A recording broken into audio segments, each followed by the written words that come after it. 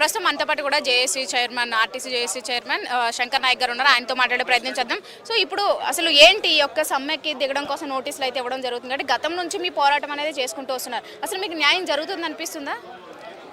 Madam, మాకు పోయిన ప్రభుత్వమే మాట ఇచ్చి మాకు ధోకా చేసింది.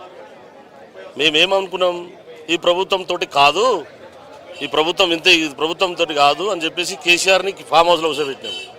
రేవంత్ రెడ్డి మా మీటింగ్లకు వచ్చి ఆ రోజు 55 రోజుల సభ చేసినప్పుడు రేవంత్ రెడ్డి సరూనగర్ స్టేడియంలో మా మీటింగ్కి వచ్చి మన కాంగ్రెస్ ప్రభుత్వం రాగానే మీకేమేమి కావాలో అన్నీ ప్రతి ఒక్కటి చేస్తా అని చెప్పేసి మాట ఇచ్చి మాకు భరోసా కల్పించాడు.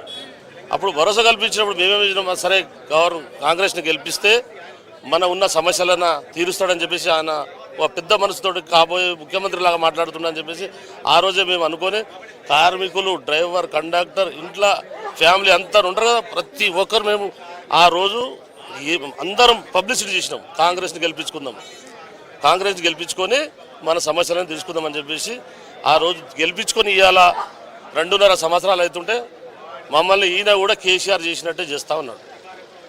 అదే ధోరణిలా మమ్మల్ని రోడ్డు పాలు చేస్తూ ఉన్నాడు. ఆయన మేనిఫెక్టోలో పెట్టిన మా సమస్యలు తీర్చుమని, న్యాయబద్ధమైన ఆయన పెట్టినవే మా తీర్చుమని చెప్పేసి మేము అడుగుతూ ఉన్నాం. అంతే తప్ప మేము కావాలని బస్సులు ఇడిచిపెట్టి రోడ్డు మీదకి రాలేదు.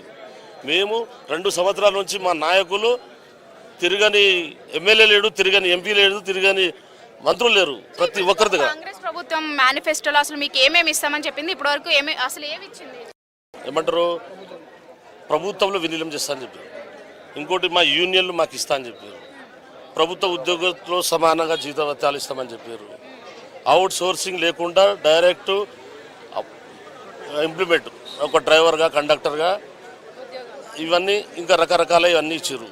అలాంటివి ఏది జరగకుండా ఇప్పుడు అవుట్ సోర్సింగ్ తీసుకొచ్చి డ్రైవర్, కండక్టర్లను పెట్టి ఉన్న అందరూ రిటైర్మెంట్ అవుతారు ఉన్నోళ్ళు. వీళ్ళేమో అవుట్ సోర్సింగ్ తీసుకొచ్చి వాళ్ళను వేరేలను తీసుకొచ్చి మమ్మల్ని మాత్రం కొత్త వాళ్ళని మాత్రం రిక్రూట్మెంట్ చేయకుండా ఈ అవుట్ సోర్సింగ్ వాళ్ళని తీసుకొచ్చి ఉన్న వాళ్ళను ఇబ్బంది పెట్టి ఇప్పుడు కూడా డ్రైవర్ కండక్టర్ సంఖ్య సరిగా లేదు. చాలామంది రిటైర్మెంట్ అయిపోయారు. దగ్గర 10-15 వేల మంది రిటైర్మెంట్ అయ్యారు. ఇంతవరకు కూడా కొత్త వాళ్ళని తీసుకోకుండా ఉన్న వాళ్ళ మీద భారీ పెట్టుకుంటా డబల్ డ్యూటీలు పట్టుకొని ఒకరికి 15 గంటలు 16 గంటల డ్యూటీలు చేపిస్తారు. అంత ఇబ్బంది పెడుతున్నాం మేడం. రేవంత్ రెడ్డి వచ్చిన తర్వాత మా సమస్యలు ఏమి తెలుసలేవు. అందుకని మేము సమ్మెకు పోతేనన్నా మా పరిష్కారం అయితే ఉద్దేశంతో మేము ముందుకెళ్తున్నాం. సో ప్రభుత్వ అధికారంలోకి వచ్చిన తర్వాత మహాలక్ష్మి పథకాన్ని ఒకటి తీసుకురావడం జరిగింది. అది చాలా సక్సెస్ఫుల్గా నడుస్తుందని కూడా అంటున్నారు. సో దాని ద్వారా ఆర్టీసీ ఇప్పుడు మీకు ఏదైనా ఇబ్బందులు కలుగుతున్నాయా ఆ పథకం తీసుకొచ్చిన దగ్గర నుంచి? చాలా మేడం, చాలా ఇబ్బందులు. ఆయననేమో మన రేవంత్ సారేమో మహాలక్ష్మి పథకం సక్సెస్ అయిపోయింది, నేను మళ్ళీ ఇంకోసారి గెలుస్తా అని చెప్పేసి ఆయన చాలా పెద్దగా చెప్పుకుంటుండు. కానీ మహాలక్ష్మి పథకం ద్వారా మా డ్రైవర్, కండక్టర్లే చేస్తారు. ముఖ్యమంత్రి కాదు, మన రవాణా మంత్రి కాదు, ఎవరు ఇలాంటివి ఏమి చేయటం లేదు. మేము వస్తున్నాం, డ్రైవర్, కండక్టర్, మెకానిక్ సోదరులు వస్తున్నాం. మేము మహాలక్ష్మి లేని రోజు మేము ఎంత బాధపడుతున్నాం. బస్సులు సరిపోవడం లేదు, పబ్లిక్లు మామూలుగా ఎక్కడం లేదు, టికెట్ తీసుకునేటానికి సీట్ లేదు. మహాలక్ష్మిలు వచ్చి ముందు వాళ్ళు వచ్చి కూర్చుంటారు. వాళ్ళకేమో ఫేర్ పేడ్ అమౌంట్ కావాలంటారు. ఆ పబ్లిక్ చూసి ఫేర్ పేడ్ అమౌంట్ పైసలు ఇచ్చి బస్ ఎక్కేటోడు ఎవడు ఎక్కుతాడు, ఎక్కడు. అట్లా మహాలక్ష్మి పథకంని సక్సెస్ చేసింది కూడా వాస్తవానికి 48 గంటల, ప్రభుత్వం వచ్చిన 48 గంటల మేమే.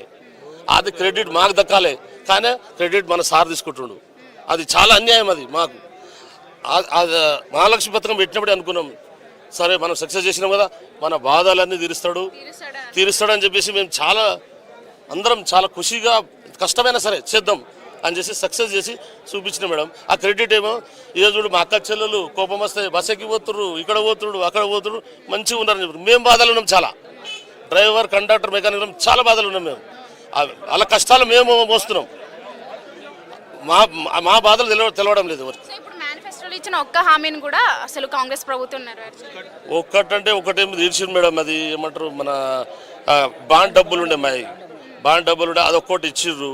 దాని తర్వాత ఇంకేమి ఇవ్వలేదు. మేము మాత్రం చాలా బాధలు ఉన్నాం. అందరికంటే తక్కువ జీతాలు మా ఆర్టీసీ వాళ్ళకి. మొన్ననే పేపర్లో మీరు మీడియాల ద్వారా చూడొచ్చు మేడం, ఓ స్వీపర్కు 2 లక్షల జీతం అని చెప్పేసి. మనం మేము చేసేది కూడా సేవ మేడం.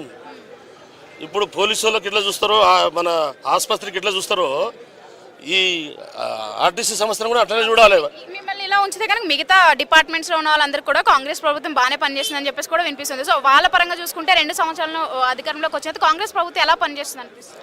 ఏ ఉద్యోగస్తుడు చెప్తలేరు మేడం, మీరు అంటున్నారు కానీ ఏ ఉద్యోగి కరెక్ట్ లేడు. అసలు ఎవరు ఎవరికి జీతాలు కూడా సరే 1వ తారీఖు పడతలేవు, జీతాలు కూడా 1వ తారీఖు. మాకైతే ముందు నుంచి ఉంది కాదు, మాకు అవుట్ డ్రాఫ్టింగ్ అని చెప్పేసి బ్యాంక్ ద్వారా అది ఉంది కాబట్టి మాకు వస్తూ ఉన్నాయి. కానీ వేరే ఇప్పుడు కానిస్టేబుల్ ఉన్నారు, ఇంకోటి మన హోంగార్డ్ ఉన్నారు, వాళ్ళకి జీతాలు ఏ టైంలో సరిగ్గా వస్తలేవు. ఇది ఏమంటాడు, ఖజానా లేదు ఖాళీ లేదు అంటాడు మేడం. ఒక ఇంట్లో ఒక పెద్ద మనిషి ఉండి మన పిల్లలను ఏం చేయాలి, తిండికి తిప్పులు లేకుండా ఆయన చూసుకునే బాధ్యత ఆయనకు. అది లేదు ఇది లేదు అని చెప్పి ఒక సీఎం మాట్లాడే మాట కాదు.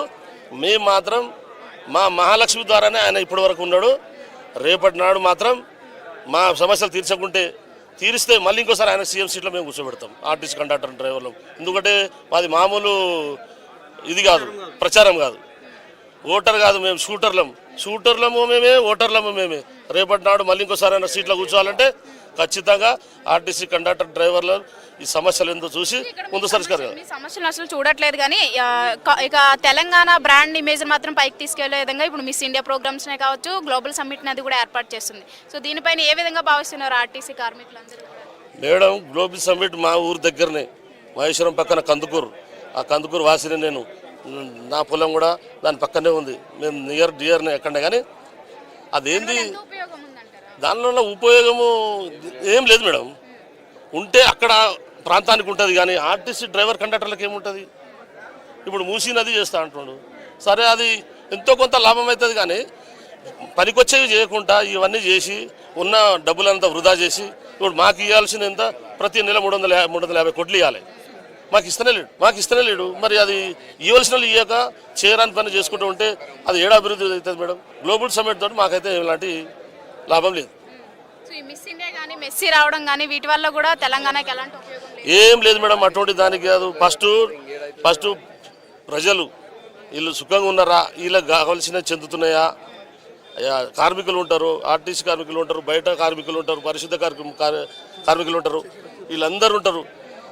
వాళ్ళు ముఖ్యంగా వాళ్ళు పేదవాళ్ళు బాగుంటేనే రేపటి ఇంకో నాడు ఈయన వస్తాడు మేడం. చివరిగా మీ సమ్మె ఎప్పటి వరకు కొనసాగుతుందో మేడం? మా సమ్మె ఇక ఇవాళ మేము చెప్తా ఉన్నారు, మా జేసీ నాయకులు వస్తారు, వాళ్ళు చెప్తారు. ఎప్పటి నుంచి ఉంటే వాళ్ళు ఏ విధంగా చెప్తే ఆ విధంగా మేము సమ్మె చేయడానికి మేము అందరం డ్రైవర్ కండక్టర్లో ముందుకున్నామని చెప్పేసి మీ మీడియా ద్వారా తెలుపుతున్నాం.